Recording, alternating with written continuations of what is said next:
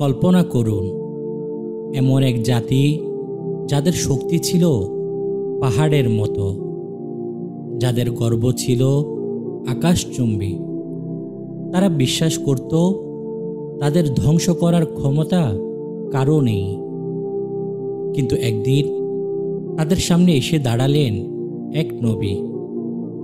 তিনি বললেন, তোমরা যা করছো তা ধ্বংস ডেকে আনবে। কিন্তু তারা হেসে হেসে বলল, আমরা কারো ভয় করি না।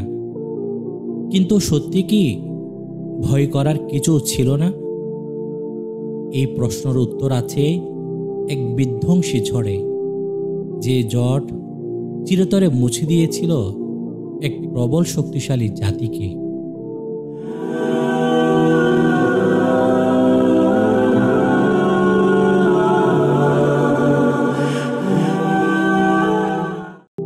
হুদ আলাইহি ওয়াসাল্লাম এর কাহিনী শুরু হয় আদ জাতির মাধ্যমে। এরা ছিল নূহ আলাইহি ওয়াসাল্লামের বংশধরদের একটি শক্তিশালী শাখা, যারা ইয়েমেন ও ওমানের মধ্যবর্তী অঞ্চলে বাস করত। আদ সম্প্রদায়ের 13টি গোত্র ছিল। জর্ডানের আম্মান থেকে হাজারা মাউত ও ইয়েমেন পর্যন্ত প্রসারিত ছিল তাদের বস্তি। তাদের ক্ষেত খামারগুলো ছিল সজীব ফল ফসলে পূর্ণ। তাদের ছিল সব ধরনের বাগ বাগিচা। তারা ছিল সুঠাম ও দীর্ঘদেহের অধিকারী। তাদের বিশাল দেহের উচ্চতা ছিল প্রায় 30 থেকে 40 ফুট। তারা পাহাড় কেটে বিশাল বিশাল প্রাসাদ বানাত। তাদের বীরত্ব ও সূর্য ছিল অতুলনীয়। সেই সময়ে আদ সম্প্রদায়ের শক্তি ও বাহাদুরির খুব খ্যাতি ছিল। নিজেদের অর্থ সম্পদ, ফল ফসল ও প্রাচুর্যের আধিক্যে তারা ভুলে যায় নিজেদের সৃষ্টিকর্তা ও রবকে। ভুলে যায় সঠিক পথে জীবনযাপন করার পথ ও পদ্ধতি। ধীরে ধীরে তারা হয়ে ওঠে অহংকারী। তাদের মাঝে অন্যায় ও কুফর প্রবলভাবে ছড়িয়ে পড়ে। তারা মূর্তি পূজা শুরু করে, দুর্নীতিগ্রস্ত হয়ে পড়ে এবং আল্লাহকে ভুলে যায় আর ডুবে যায় মূর্তি পূজার গভীরে। এরাই পৃথিবীতে দ্বিতীয়বার মূর্তি পূজা ও শিরকের প্রচলন শুরু করে।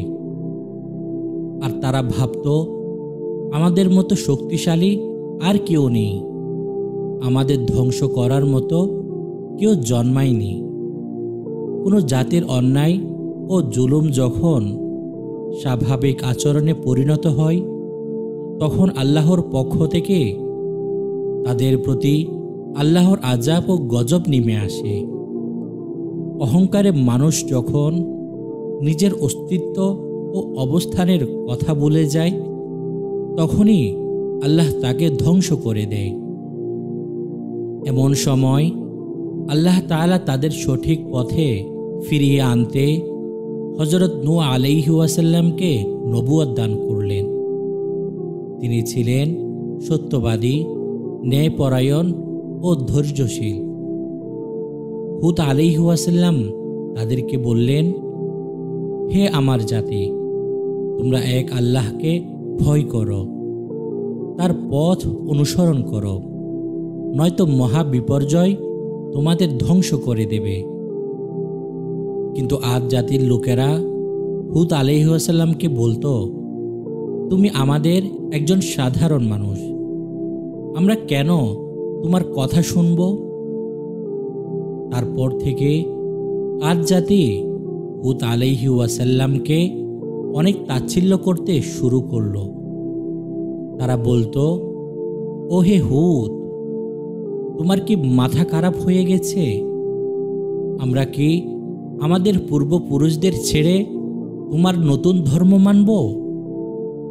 আমরা তো খুব ভালো আছি, আমাদের ওপর কোনো শাস্তি আসেনি। তারা হুদ আলাইহি ওয়াসাল্লামকে মিথ্যাবাদী, পাগল বলে অপমান করত। তারা আরও বলতো, তোমার যদি সত্যি কোনো শক্তি থাকে তাহলে আমাদের উপর শাস্তি নিয়ে এসো।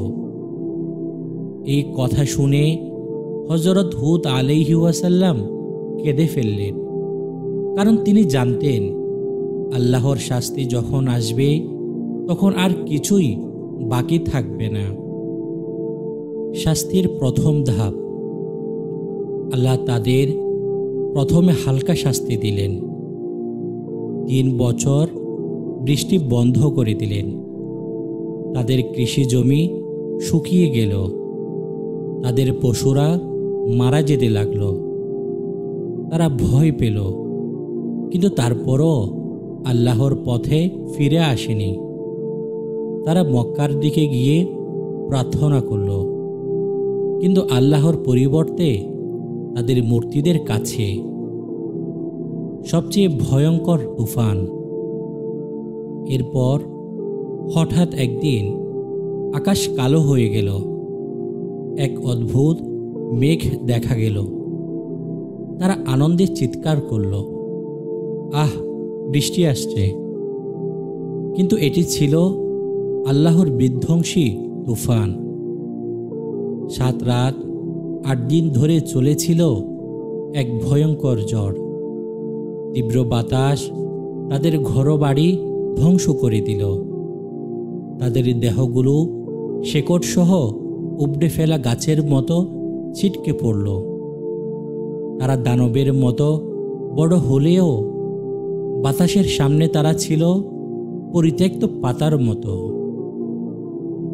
যখন আদ জাতির উপর আল্লাহ পাকের গজব ও আজাব নাজিল হয়, তখন হযরত হুদ আলাইহি ওয়াসাল্লাম ও তার সঙ্গী ইমানদার মুসলমান একটি মাটির ঘরে আশ্রয় গ্রহণ করেন।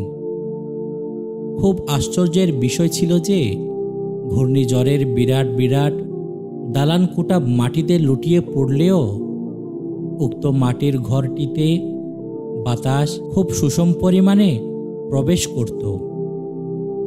হযরত হুদ আলাইহি ওয়াসাল্লাম ও তার সঙ্গীরা ঠিক আজাবের মুহূর্তেও এখানে নিশ্চিন্তে বসে রইলেন। তাদের কোনো কষ্টই হয়নি। 1 সপ্তাহের মধ্যে আদ জাতি ধ্বংস হয়ে গেল। এভাবেই বিশাল দেহের অধিকারী, শক্তির গর্বে গর্বিত ও আল্লাহ পাকের একত্ববাদে অবিশ্বাসী কওম আদের কবর রচিত হয়। শুধুমাত্র হুদ আলাইহি ওয়াসাল্লাম ও তার অনুসারীরা রক্ষা পেলেন। আদ জাতি সবাই ধ্বংস হয়ে যাওয়ার পর হযরত হুদ আলাইহি ওয়াসাল্লাম মক্কায় চলে যান এবং সেখানেই ওফাত প্রাপ্ত হন। এই ঘটনা আমাদের শেখায়, শক্তি, সম্পদ, প্রাসাদ কিছুই চিরস্থায়ী নয়। অহংকার মানুষকে ধ্বংস করে। আল্লাহর আদেশ অমান্য করলে শাস্তি অনিবার্য। আজও পৃথিবীর এক কোণে, ফিলিস্তিনে, ঠিক এমনই এক জালিম জাতি মাথা তুলেছে, যারা নিরস্ত্র শিশুদের রক্ত জড়ায়, নারীদের কণ্ঠরোধ করে, বৃদ্ধদের নির্যাতন করে, আর মসজিদে আগুন লাগায়। ওরা ভাবে তারা শক্তিশালী। ওরা ভাবে কেউ তাদের থামাতে পারবে না। কিন্তু তারা ভুলে গেছে আল্লাহর হুকুম একবার নেমে এলে দুনিয়ার কোনো শক্তি তাকে ঠেকাতে পারে না। ইসরায়েলের জন্যও সেই আযাব ঠিক প্রস্তুত হয়ে আছে। আল্লাহ সুবহানাহু ওয়া তাআলা তাদের প্রতিটি অন্যায়ের হিসাব রাখছেন, প্রতিটি রক্তবিন্দুর বিচার জমা রাখছেন। আল্লাহর গজব যখন আসে তা হয় নিঃশব্দ কিন্তু ধ্বংসাত্মক। তাদের শেষও হবে সেই আদ জাতির মতোই, মর্যাদাহীন, করুণ ও সম্পূর্ণ ধ্বংসে পরিণত। আল্লাহ ফিলিস্তিনিদের, নির্যাতিত মুসলিমদের হেফাজত করুন। আর জালিমদের শাস্তি ত্বরান্বিত করুন। আমিন। প্রিয় দর্শক, আদ জাতির সেই ধ্বংসস্তূপ আজও আছে। আজও ইয়েমেনের রূপ আল খালি মরুভূমিতে আদ জাতির নিদর্শন রয়েছে।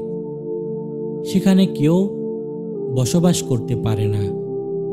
বাতাসে এখনও সেই ধ্বংসের গন্ধ লেগে আছে।